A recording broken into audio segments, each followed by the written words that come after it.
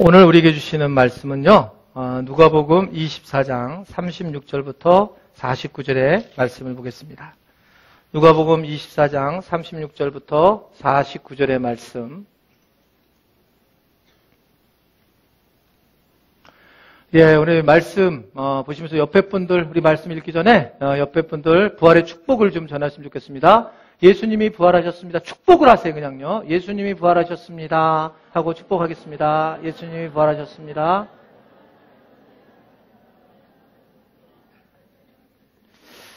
예, 누가복음 24장 36절부터 49절 말씀 한 목소리로 좀 말씀이 길지만 우리 말씀을 읽도록 하겠습니다. 다 같이 말씀 보겠습니다. 시작.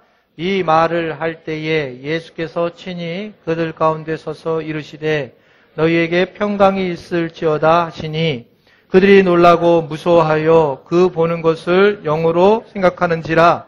예수께서 이르시되 어찌하여 두려워하며 어찌하여 마음에 의심이 일어났느냐. 내 손과 발을 보고 나인 줄 알라. 또 나를 만져보라. 영은 살과 뼈가 없으되 너희 보는 바와 같이 나는 있느니라. 이 말씀을 하시고 손과 발을 보이시나 그들이 너무 기쁨으로 아직도 믿지 못하고 놀랍게 여길 때에 이르시되 여기 무슨 먹을 것이 있느냐 하시니 이에 구운 생선 한 토막을 드리니 받으사 그 앞에서 잡수시더라. 또 이르시되 내가 너희에게 함께 있을 때에 너희에게 말한 바 곧 모세의 율법과 선지자의 글과 시편의 날을 가리켜 기록된 모든 것이 이루어져야 하리라 한 말이 이것이라 하시고 이에 그들의 마음을 열어 성경을 깨닫게 하시고 또 이르시되 이같이 그리스도가 고난을 받고 제3일에 죽은 자 가운데서 살아날 것과 또 그의 이름으로 제사함을 받게 하는 회개가 예루살렘에서 시작하여 모든 족속에게 전파될 것이라 기록되었으니 너희는 이 모든 일의 증인이라. 볼지어다 내가 내 아버지께 약속하신 것을 너희에게 보내리니 너희는 위로부터 능력으로 입히질 때까지 이 성에 머물라 하시니라. 아멘. 우리 주님 사랑하시는 분들 아멘 하시기를 바랍니다. 오늘 설교의 제목이 증인이 돼야 나도 부활한다 라고 하는 제목입니다. 한번 저를 따르겠습니다. 증인이 돼야 나도 부활한다. 우리가 부활이라고 하는 거 믿죠. 아주 분명히 믿습니다. 그러니까 여기에 계신 분들은 예수님의 부활을 분명히 믿기에 우리가 이 자리에 나오고 부활절을 우리가 절기를 지키는 것을 너무나도 당연한 일인데 중요한 거는 부활이라고 하는 것을 믿게 되면 예수님은 뭘 원하시냐면 그냥 부활절로 끝마치는 것이 아니라 증인이 되기를 원하신다는 거예요. 그래서 부활절, 우리가 이 믿음, 이 진리를 믿는 것 자체는 결국 증인의 삶을 사는 거다. 자, 그래서 한번 우리 본문을 중심으로 한 우리 증인의 삶에 대한 영상을 잠깐 우리 보도록 그렇게 하겠습니다. 영상 잠깐 보겠습니다. 영상.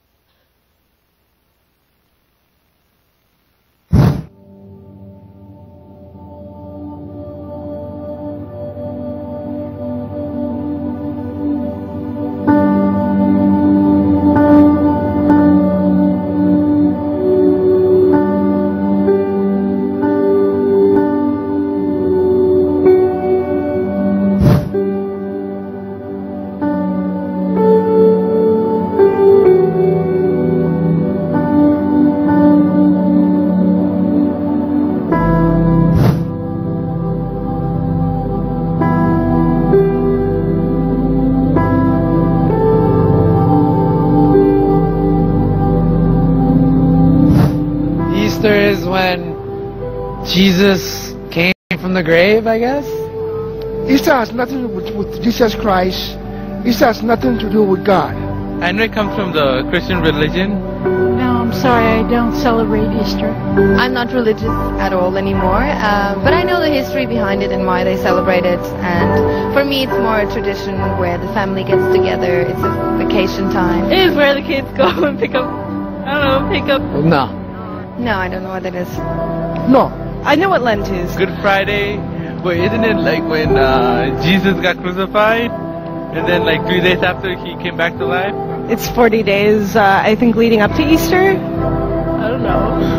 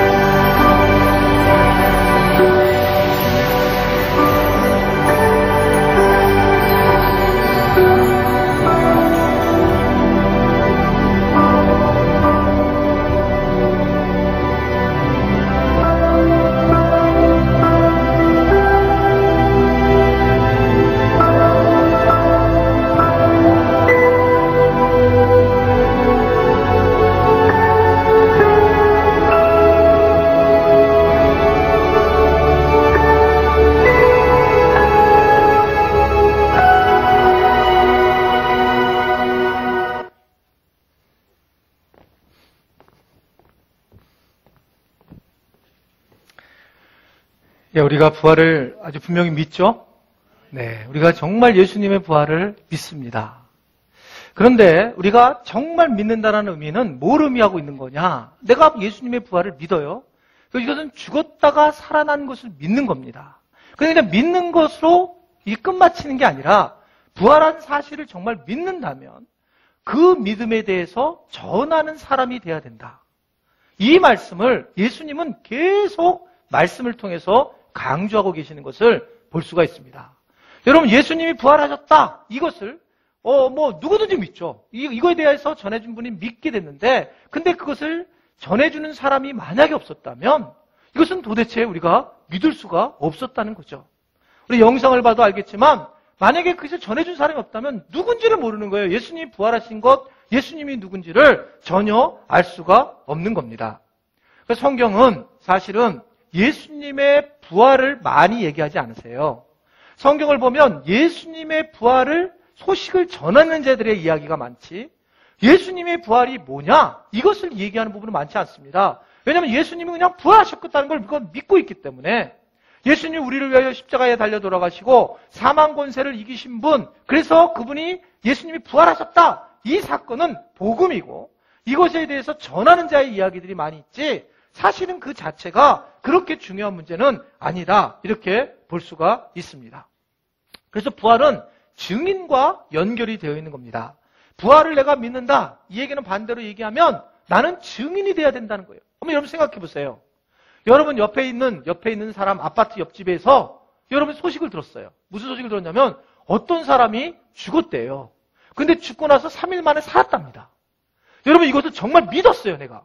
뭐 그래? 근데 그 아저씨랑 나랑 같이 자라는데 그 아저씨가 정말 죽었었어? 3일 동안이나 장례를 치는데 마지막 날에 사는 거야? 그러면 여러분 어떻습니까? 이 이야기를 듣고 옆 동네 옆집에 누가 뭐 살았다며 그랬더니 그런 것 같아. 나 믿고 있어. 근데 그냥 뭐 옆집에 살았어. 여러분, 그럴 수 없다는 거예요. 이게 만약에 정말 이게 진리라면 흥분할 수밖에 없다는 거죠. 야, 우리 집 옆집에, 우리 옆집 아파트 알지? 너 그 아저씨가 죽었다가 살아났단다? 이 소식을 전할 수가 없다밖에 없다는 겁니다. 우리가 이 사건에 대해서 흥분할 수밖에 없어요. 여러분, 성경은 예수님의 십자가에 대해서 전하는 것에 대해서 강조하지 않습니다. 왜냐하면 예수님이, 여러분들이 예수님이 십자가에 돌아가셨습니다, 이렇게 얘기한 것에 대해서 당연히 돌아가시지, 이런 생각을 하지, 예수님이 십자가에 달려 돌아가신 것을 복음의 굉장히 중요한 부분이지만 그것을 전하는 것보다는 우리는 부활을 전하는 거예요. 왜 부활을 전하느냐? 죽었다가 다시 살아나셨기 때문에. 그래서 이것은 있을 수 없는 일이 벌어진 거예요. 있을 수 없는 일이. 그래서 우리는 부활절이라고 하는 절기를 지키면서 그럼 무엇을 해야 되느냐? 이 부분에 고민하지 않을 수가 없는 겁니다. 그걸 우리 주님은 뭐라고 얘기했냐면 부활의 증인이 돼야 된다. 한번 저를 따라하겠습니다. 부활의 증인이 되자. 그것이 부활을 우리에게 주신 이유예요. 이유. 예전에 저희 교회는 뭐 예전이 아니라 지난 작년까지도 그랬습니다. 부활절 날이면 거의 저희 교회에 청년부가 나와서 또는 뭐 우리 제자만들이 나와서 여기서 이제 부활절 축제를 하고 막 즐겁게 놀았어요. 근데 우리 교회가 제일 잘하는 게 노는 거거든요. 그래서 이제 부활절 그러면 이렇게 축제하고 막 즐겁게 놀았어요. 근데 올해 저희 교회가 올해 딱 새해로 넘어오면서 하나님께서 제게 우리 교회 방향을 알려주셨을 때 진동하는 교회가 됐으면 좋겠다. 그래서 성령이 진동하는 교회를 하기 위해서 그래서 이제는 기도와 전도 본질적인 문제에 신경을 썼으면 좋겠다. 이 마음을 주셔서 이제 그런 마음을 가진 터에 자 부활절이라는 것을 우리가 어떻게 할까? 그런 마음을 다시 가지게 된 거예요. 그러니까 예전에는 우리가 부활절 제가 대부분 설교하면 부활절 여러분 계란 많이 가지 마셔서 부활절로 그냥 계란 가지고 와서 그냥 가서 그냥 간장조림 같은 거 해주지 마세요. 이게 대부분 설교 제목이었어요. 너무 많이 가져가지고 뭐 어떤 애들은 뭐 가위바위보 해가지고 왕창까지 갔다네 그냥 그거를. 그런데 그랬는데 그러면 어떻게 해야 될까? 그런 생각을 하다가 부활은 증인이 돼야 되는 거기 때문에 그래서 오늘 여러분들이 이 부활절 이 계란을 가지고 우리가 다른 사람들에게 이 부활의 증거가 되고 증인이 돼야 되는 게 너무나 당연한 거구나. 그래서 이 계란 전도를 우리가 생각을 하게 되었고 오늘 여러분들이 점심에 식사를 들고 이제 계란 전도를 나가면 참으로 하나님께서 여러분들에게 부활의 기쁨을 함께 나눠주신다는 것을 여러분 분명히 믿으시기를 바랍니다. 그런데 이 증인이라는 것, 부활의 증인이라는 것, 내가 부활절을 분명히 믿으면, 부활을 믿으면 자동적으로 증인이 돼야 되는데 나도 모르게 그냥 증인이 될 수밖에 없는 사람들이 되는 건데 어떻게 죽은 자가 나를 위해서 살아나셨다라고 하는 이 사실, 이걸 놓고 가만히 침묵하고 계란이나 먹고 있을 수 있겠습니까? 그러니까 나도 모르게 이걸 증거를 하고 다녀야 되는데 이 증인이라는 이 단어가 쉽지 않은 단어예요. 우리는 증인이 된다. 이 말에 약간 거부감이 있어요. 거부감. 이 자체가 존 그리샴이라는 사람이 있습니다. 이분이 의뢰인이라고 하는 책, 유명한 미국의 베스트셀러를 썼어요. 그 의뢰인이라는 책이 이제 영화로도 나오게 되었는데 뭐 이 책이나 이 영화의 내용은 간단하게 이런 거예요. 어떤 소년이 마피아가 다른 사람을 살해하는 것을 목격을 해요. 결국 그래서 이 소년을 갖다가 증인으로 세우려고 하는데 FBI가 이 소년을 이제 돌보는 장면, 뭐 이런 게 영화화되고 소설화되어 있는 겁니다. 굉장히 긴장된 상황에서 이 증인 보호 프로그램이 돌아가면서 그 아이를 돌보려고 하는 뭐 치열한 싸움과 두려움 이런 것들이 나와 있어요. 이 책을 읽고 저는 마음에 두려움이 생기더라고요, 도리어. 증인이 될까봐. 이게 뭔가 이거 이상한 걸 봐가지고 내가 증인으로 쓸까봐 그게 두려움이 되는 거예요. 실제로 미국에서는 이 문제를 심각하게 생각해서 증인 보호 프로그램이 돌아가고 있는데 우리나라도 그것이 이제 하게 되었지만 그런데 도리어 우리나라에서는 여러 사건이 벌어졌습니다. 특별히 1974년에 서울 남부지방에서는 뭐 이 사이가 그 증언을 하고 온 장인어른을 때려가지고 숨지게 하는 사건. 그러니까 증인을 보호하지를 못하고 법정에서 살해가 당하는 참으로 상상할 수 없는 후진국에서 일어날 일들이 우리나라에서 일어났어요. 그리고 1990년도에도 서울 동부지법 사건에서 증인으로 선 사람이 나오다가 길 앞에서 증인을 쓴 거 하나로 때문에 맞아서 살해가 당하는 그런 상황이 벌어졌습니다. 그래서 증인이란 말, 이 자체가 우리에게 상당히 부담감이 되는 거예요. 무슨 증인이 된다, 이 자체, 이 단어가 힘든 거예요. 저도 개인적으로 이 증인이란 말을 참 이렇게 부담스러워해서 어려움을 가졌던 시간이 있었습니다.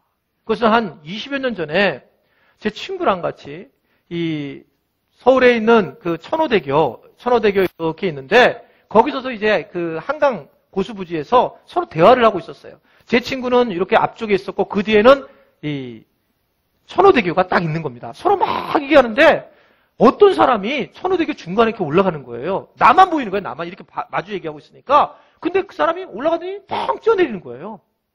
근데 그걸 올라가는 거 떨어내는 걸 내가 다 증인으로 봤어요. 딱 들어가면서 죽는 건데 근데 그 사람이 떨어지면 죽으려고 작정했지만 나오지 말아야 되는데 올랐다가 살려달라고 이게 3번이나 이게 물 위로 올라오는 거예요. 근데 그거 제가 보는 거예요. 이러고. 급해가지고 이제 막 핸드폰으로 그냥 막 전화해가지고 그 해양경찰을 막 불렀어요. 근데 저는 경찰을 부르면 막 물에 빠지는 걸 보니까 막 총알같이 올 줄 알았어요. 뭐 1, 2분 내에. 제가 생각하기에는 한 30분 정도 이상 걸린 것 같고 제 친구로 얘기로는 10분은 아니래요. 그 정도는 아니고 10분 이내로 왔는데 여러분 그 물에 빠지면 그 장소를 가봐야 되잖아요.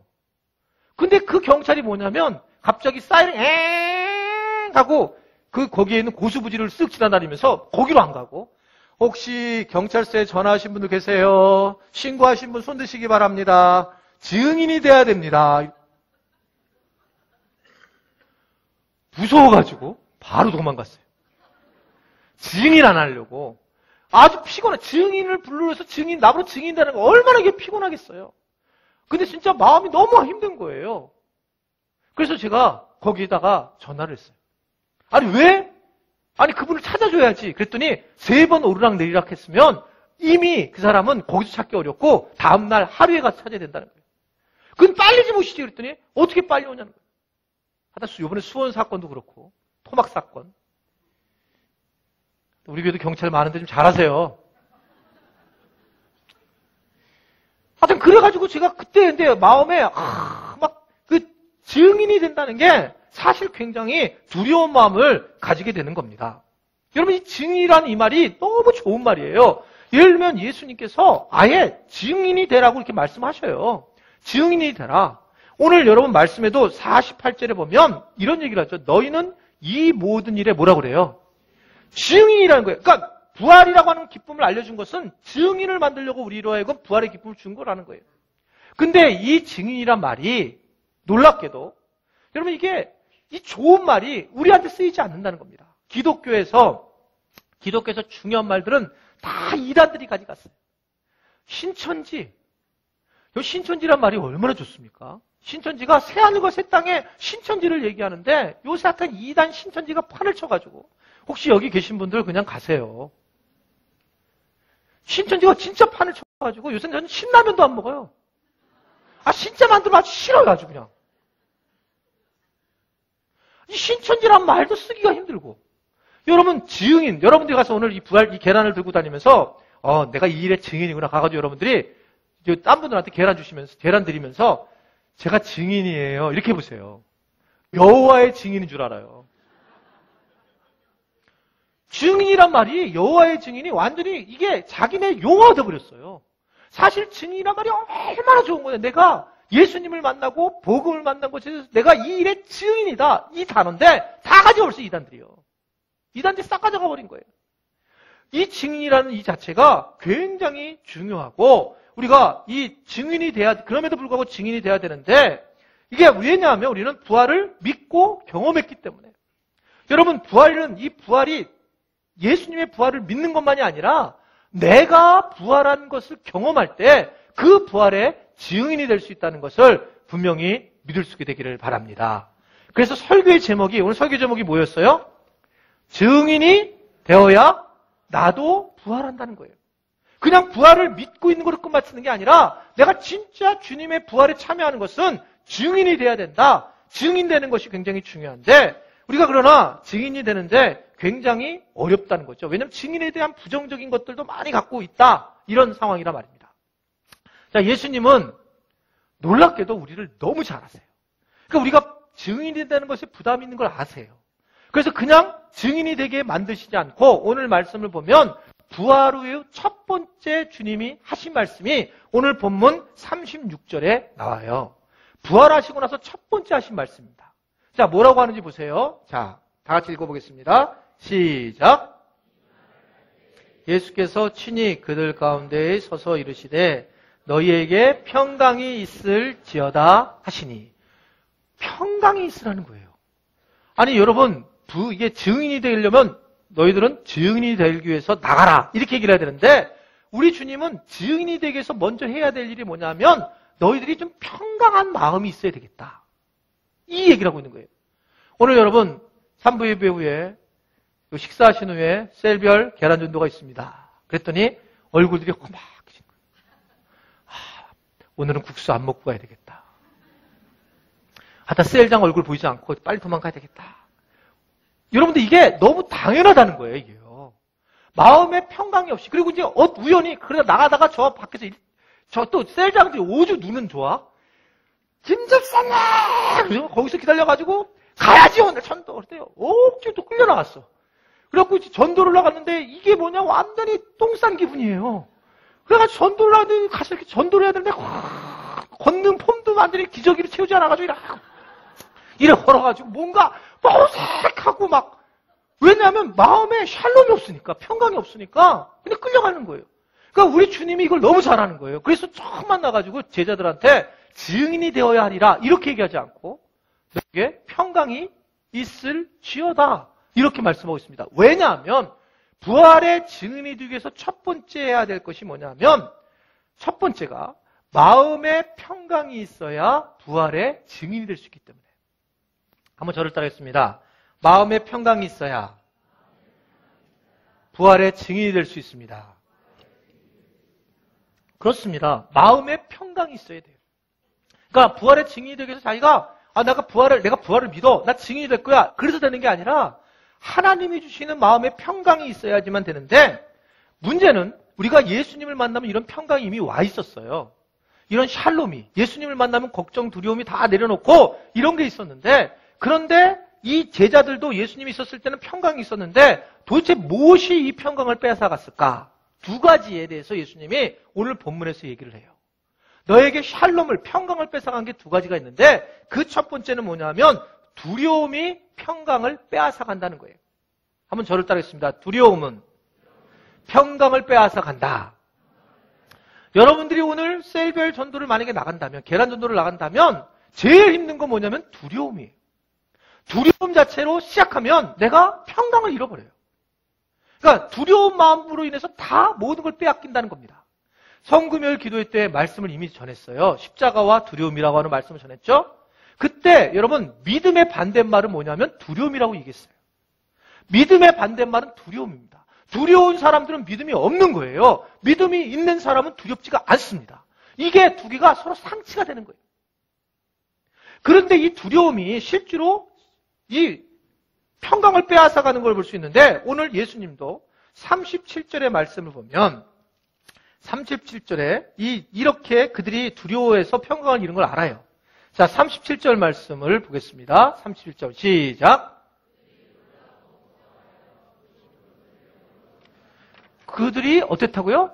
놀라고 무서워요. 예수님이 성경의 약속대로 부활하셔서 나타나는데 제자들은 예수님이 확실히 죽었다라고 생각했어요. 예수님은 내가 부활할 거다라고 죽었다가 부활할 거다라고 말씀했는데도 불구하고 이들의 생각은 예수님은 죽으셨다. 확실히 그걸 진리로 생각을 했단 말입니다. 그러니까 예수님이 나타나니까 뭐라고 생각하냐면 이들이 두려워하기 시작을 해요.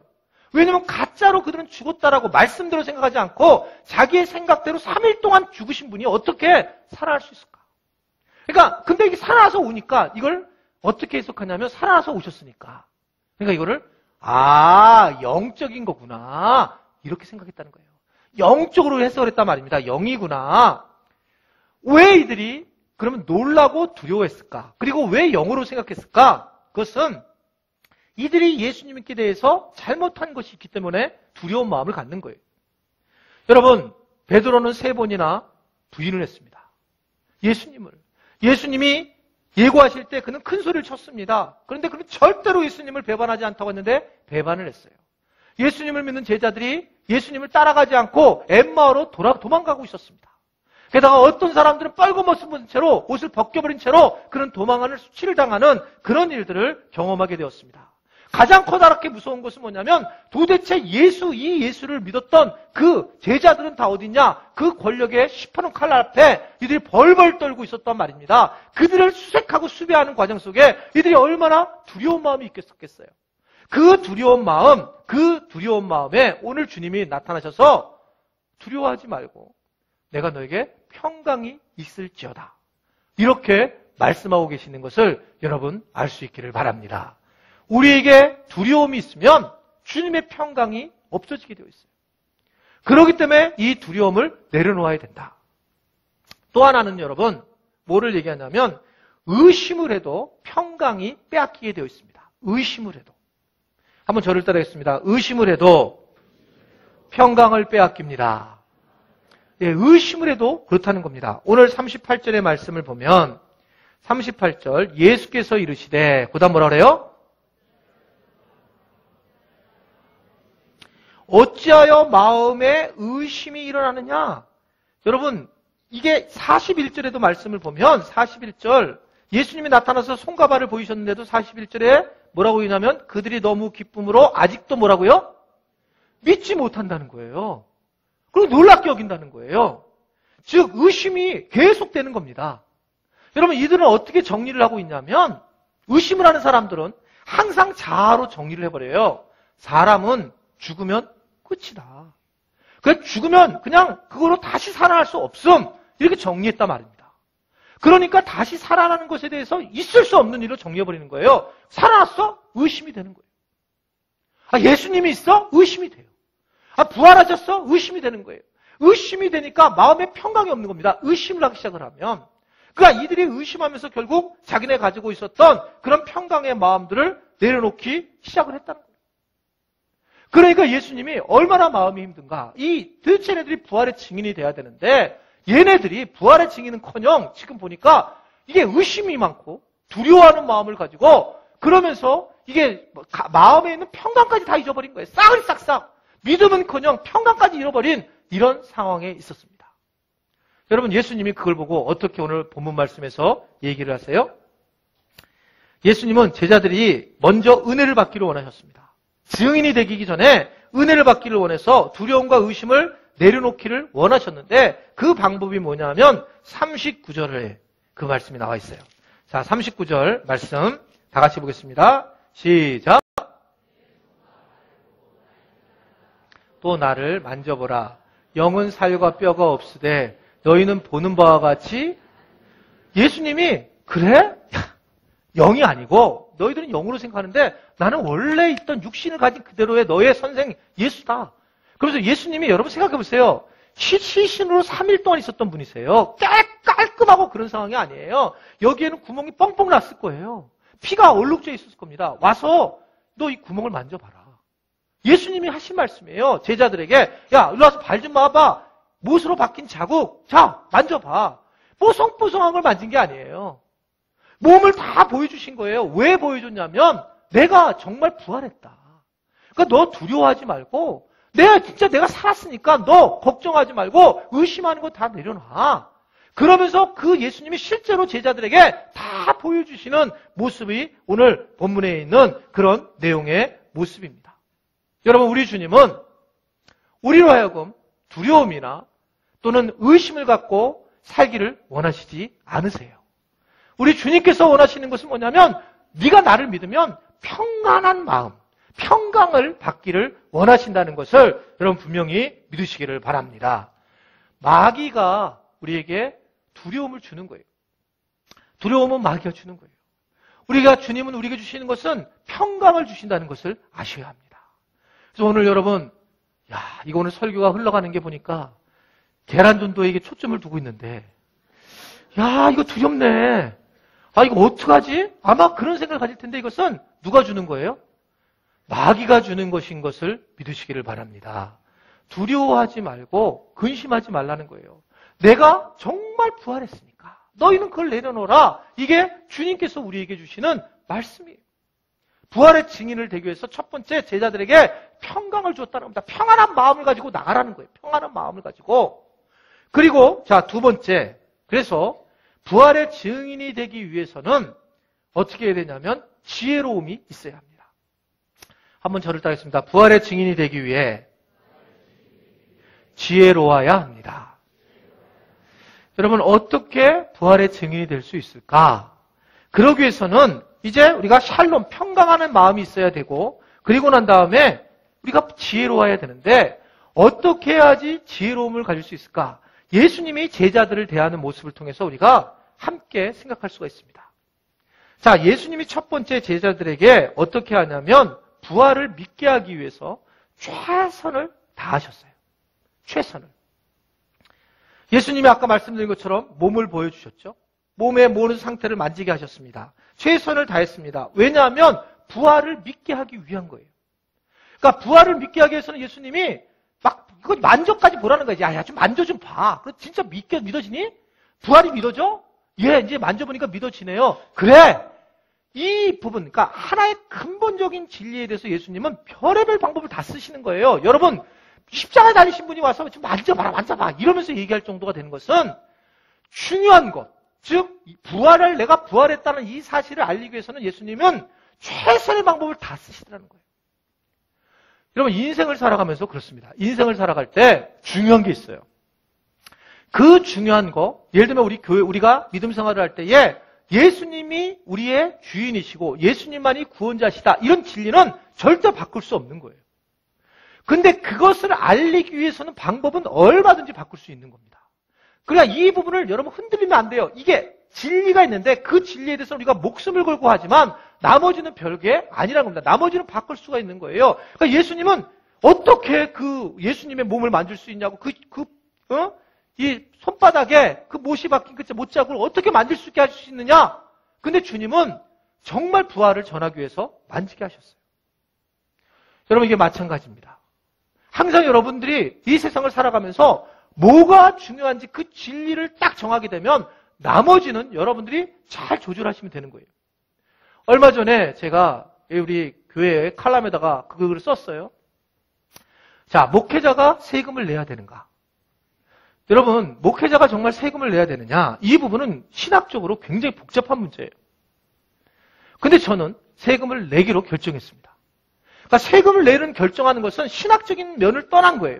신학적으로는 여러분, 만약에 제가 세금을 내면 우리 교회가, 이 교회는 비과세입니다. 교회 건물이 종교단체이기 때문에. 근데 법은 잣대가 틀려져 버려요.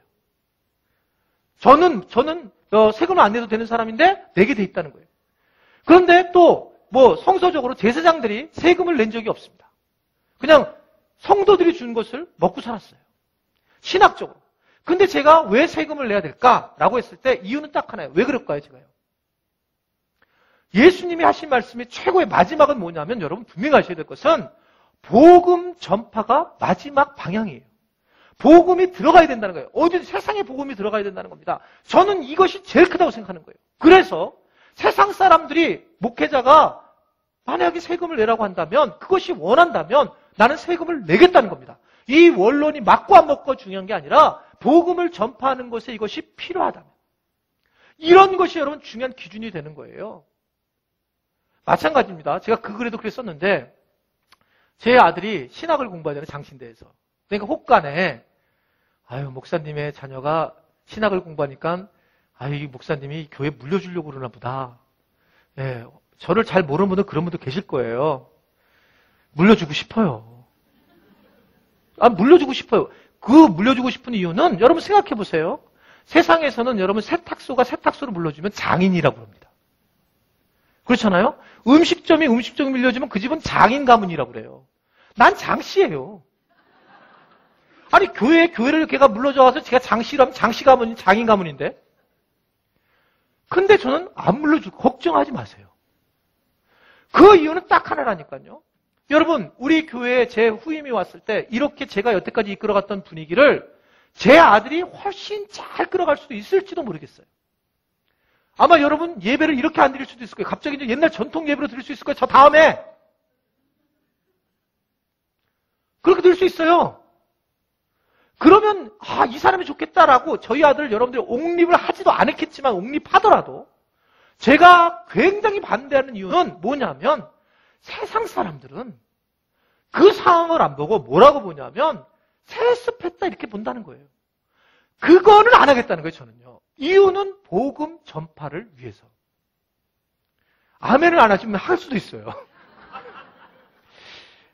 왜냐하면 제일 중요한 게 복음을 전하는 거니까. 복음을 전하는 거, 이것은, 그러니까 나머지는 우리가 그렇게 정해놓으면 여러분들이 예를 들면 술, 담배를 해야 되는 상황도 내가 여수와 청년부대 가서도 얘기했지만 동일하게 이걸 먹어야 됩니까? 말해야 됩니까? 여러분 복음을 전파할 때 이게 전파하는 과정이 정말 필요하다면 하는 거고 이게 아니라면 하지 말아야 되고 어쩌면 할 때 오히려 복음 전파하는 과정이 될 수도 있어요. 그것의 복음 전파의 중심이 돼야지 이것이 옳고 그르냐 선, 악을 구별해서는 안 된다고 보는 겁니다. 중요한 거는 이 예수 그리스도의 부활의 복음이 전파될 거냐 이거예요. 이것에 대해서 그 기준을 정해놓으면 나머지는 얼마든지 다양한 방법으로 대할 수가 있는 거예요. 예수님은 자기의 육체를 보여주시면서, 당신의 육체를 보여주시면서 이들에게, 왜냐하면 부활을 알려야 하기 때문에, 그렇기 때문에 원하지 않는 방법을 쓰신 겁니다. 만져봐라. 믿음으로 가라! 이렇게 얘기하지 않았단 말입니다. 만져봐. 그리고 만짐을 통해서 정말 복음을 전하고 계신 것을 여러분 알 수 있기를 바랍니다. 또 하나는 예수님은 오늘 보면 사람을 정말 사랑하는 따스한 마음을 가지셨어요. 부활의 증인이 되기 위해서 우리가 예수님의 모습을 보았더니 사람을 정말 사랑하더라는 거예요. 여러분, 사실은 3년 동안에 예수님은 제자들을 가르쳤습니다. 그러면 무슨 변화가 돼야 되는데 예수님 십자가에 달려 돌아가신 후에 이들은 오합지졸이 되었습니다. 얼마나 예수님이 속상하셨을까? 사실은 예수님이 이들을 불러다가 혼 좀 내주셔야 되잖아요. 근데 그러지 않으셨단 말입니다. 왜냐하면 예수님은 근본적으로 사람을 사랑하셨어요. 여러분, 하나님을 만난 사람들의 특징은 뭐냐면 사람들을 사랑하는 거예요. 사람들을 사랑해요. 여러분, 하나님을 만나면 사람들과 가까이 지내고 사람들과의 관계가 좋아지는 게 너무나도 당연한 겁니다. 근데 우리는 이거 잘못 알고 있어요. 하나님을 만난 사람들이 제일 무서워요. 그런데 사실은 하나님을 만난 사람들은 사람들을 따스하게 대하게 되는 것을 볼 수가 있습니다. 여러분, 예수님이 사마리아 여인을 만나는데 세상에 이런 사람이 없죠. 남편이 5이고 그리고 사마리아 여인이고 상녀같이 산 여인입니다. 그렇게 산 여인이에요. 그런데 그 여인에게 예수님께서 하신 말씀은 내게 물을 달라고 하고 내가 너에게 영원히 목마르지 않는 물을 주겠다. 그리고 복음을 전해요. 왜 그렇습니까? 그것은 그 여인을 사랑하기 때문에. 가늠한 여인 사건도 마찬가지예요. 예수님이 가늠한 여인에게 나도 너로 돌로 던지지 않겠다. 나도 너를 갖다가 죄로 너에게 힘들게 하지 않겠다. 라고 말씀하신 이유는 그 사람을 사랑하기 때문에. 여러분, 사람을 사랑할 수 있는 여러분들 되시기를 바랍니다. 사람을 사랑하는 사람이 하나님을 사랑하는 거거든요. 예수님은 사람을 사랑했다라고 하는 겁니다. 오늘 여러분들이 예를 들면 셀별 전도를 계란을 가지고 나가는데 계란을 가지고 나갔을 때 그래 내가 주님 한 분이면 충분하다. 눈이 그냥 불불 끓어가지고 그래서 제가 그냥 이거 가서 그냥 참 계란으로 확실하게 복음을 전할 거야. 이러고 나가면 사람들이 무서워서 도망가요. 여러분, 진짜 우리 마음의 신앙은 복음 하나면 충분하고 정말 주님 한 분이면 충분하다라는 마음이 우리 신앙의 기준이 돼야 되지만 그 바깥에 우리에게 뭐가 있어야 되냐면 영혼을 사랑하는 마음이 있어야 돼요. 영혼을 사랑하는 마음을 가지고 계란을 가지고 탁 주는데 싫어요! 받기 싫어요! 혹시 거기 독이 탄지 어떻게 알아? 이러면 같이 화를 내지 말고 영혼을 사랑하는 저분은 정말 예수님을 모르니까 저런 모습이구나. 그러면서 그냥 갑자기 눈에 눈시울이 이런 그 사람이 왜 그래요? 영혼을 사랑하는 마음을 보게 되면 그 사람들의 마음은 열려질 수밖에 없다는 것이에요. 여러분, 그것이 우리 주님이 이 제자들에게 한 행동이란 말입니다. 너무 그들을 사랑하는 모습을 통해서 이 부활이라고 하는 참된 복음을 전하게 됐다는 것을 여러분 분명히 믿을 수 있게 되기를 바랍니다. 또 하나는 예수님은 어떤 모습을 가졌냐면 함께 식사하시면서 소통을 하려고 하시는 마음을 가지고 계셨어요. 오늘 41절의 말씀을 보면 오늘 본문 41절의 말씀 한번 우리 다 같이 말씀 볼게요. 41절이요. 자, 시작. 아직도 믿지 못하고 놀랍게 여길 때에 이르시되 여기 무슨 먹을 것이 있느냐 하시니 라고 말씀이 나옵니다. 여러분, 그들이 막 기쁘면서 그러나 아직도 믿음이 없어요. 그럴 때에 만져도 보라고 막 하겠는데도 이들이 믿음이 그렇게 완벽하지 않습니다. 그랬을 때 주님이 그들과 같이 함께 하려고 내가 육신을 입은 자라는 것을 알리게 하기 위해서 하신 게 뭐냐면 먹을 것이 있느냐라고 말씀하시는 거예요. 주님이 어떤 분은 3일 동안 십자가에 달리시니까 얼마나 배가 고프셨겠냐는 거예요. 쓸데없는 얘기를 하고 있는 거예요. 그러면서 그러니까 배가 고프셔가지고 만나자마자 먹을 거 있느냐 이렇게 물어봤다는 거예요. 여러분, 이런 분들이 있어요.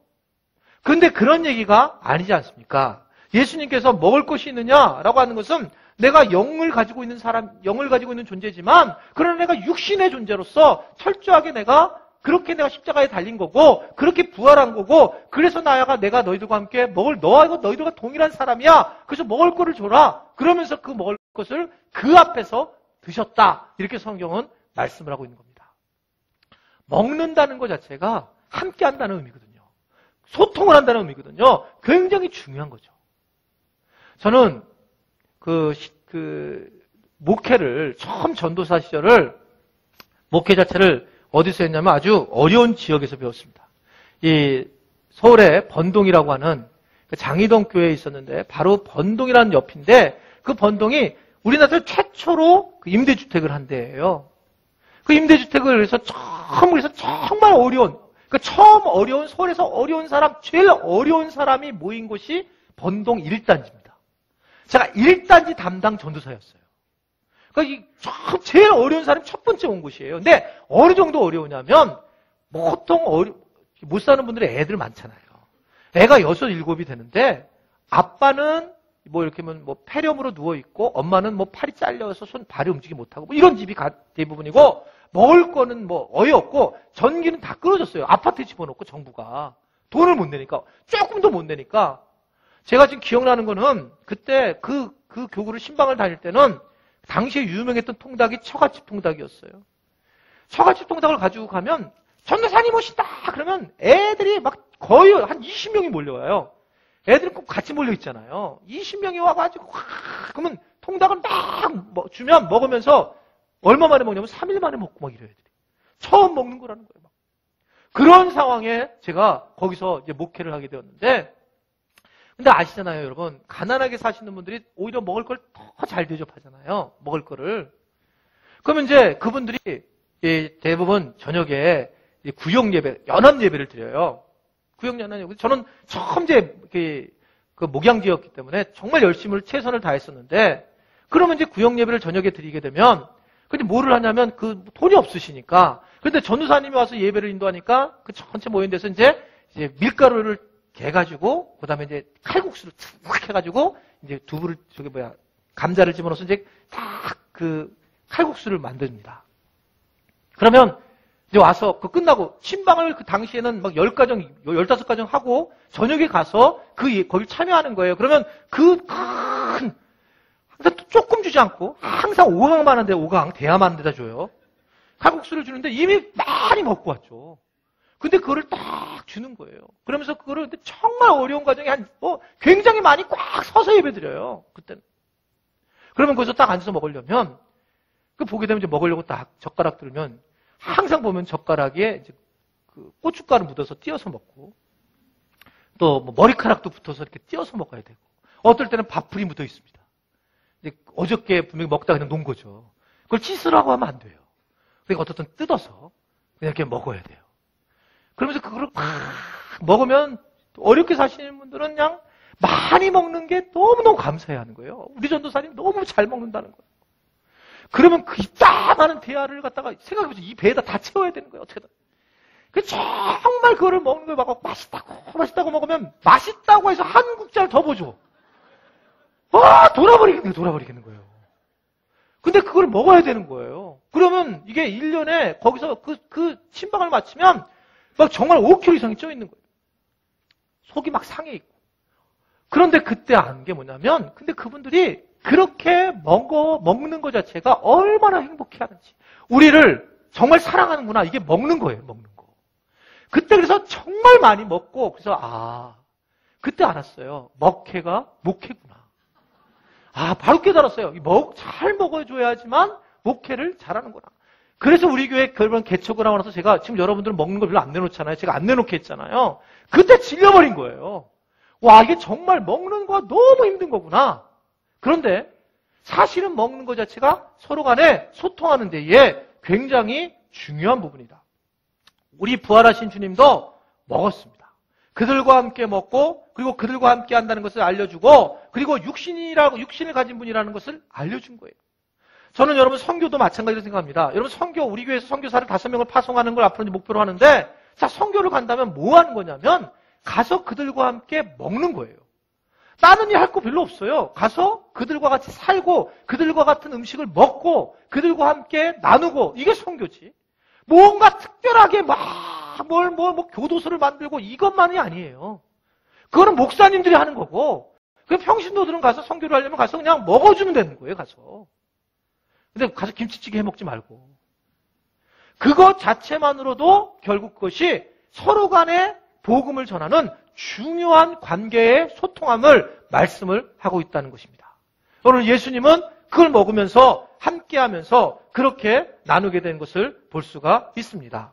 여러분, 왜 이렇게 주님은 부활하시고 나서 이 모습을 보여주실까요? 그것이 오늘 본문 48절에 이렇게 말씀이 있죠.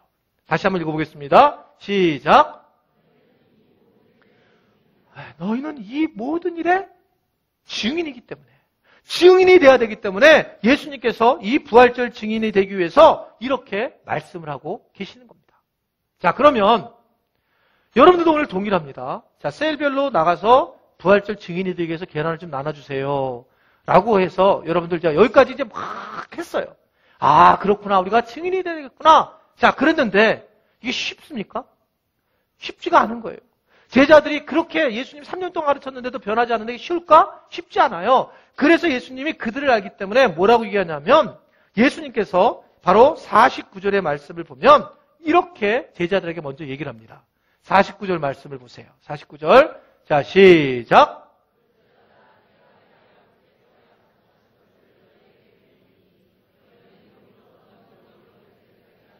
예. 성경 좀 잠깐 놔둬보세요. 아버지께서 약속하신 것이 누구예요? 네. 내가 너희에게 보내리니 그 누구예요? 위로부터 오는 능력이 누구세요? 성령, 이 성에 너희가 머물러 있으라는 거예요. 너희가 좀 나가지 말고 너희가 지금 나가기 전에 네가 나가기 전에 해야 될 일은 뭐냐면 먼저 기다리라는 거예요. 뭘 기다리는 거예요? 성령님을 기다리라는 거예요. 내가 오늘 여러분들이 내가 내 스스로 나가서 전도를 하러 나가고 내가 계란 전도를 하러 나간다? 못합니다. 이걸 해줄 수 있는 것은 내가 할 수 있는 게 아니라 주님이 하셔야 된다는 거예요.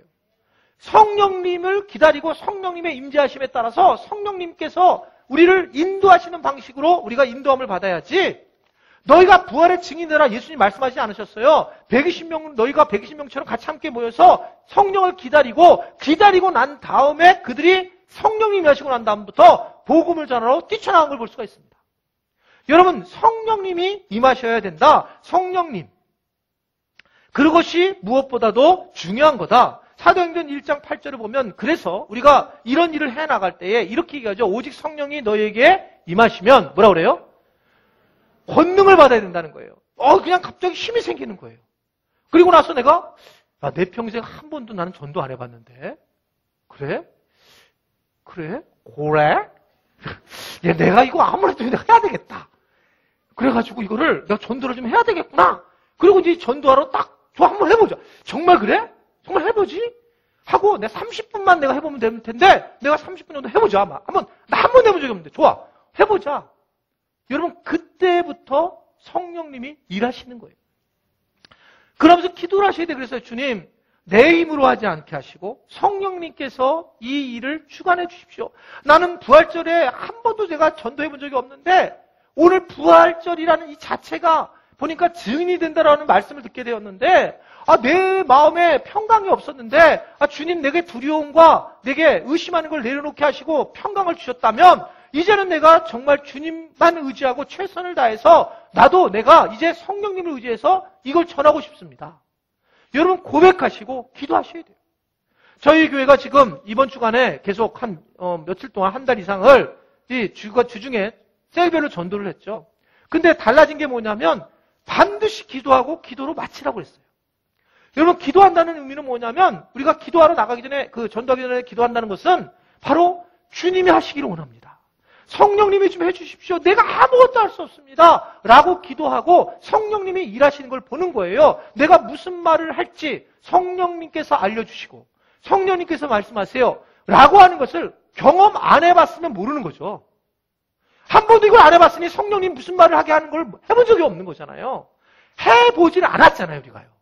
근데 만약에 정말 해보면 나도 모르게 자신감 있게 이 복음을 전하는 일에 참여하게 된다는 것. 이게 성령님을 경험하게 된다는 것. 이것을 여러분 분명히 믿으시기를 바랍니다.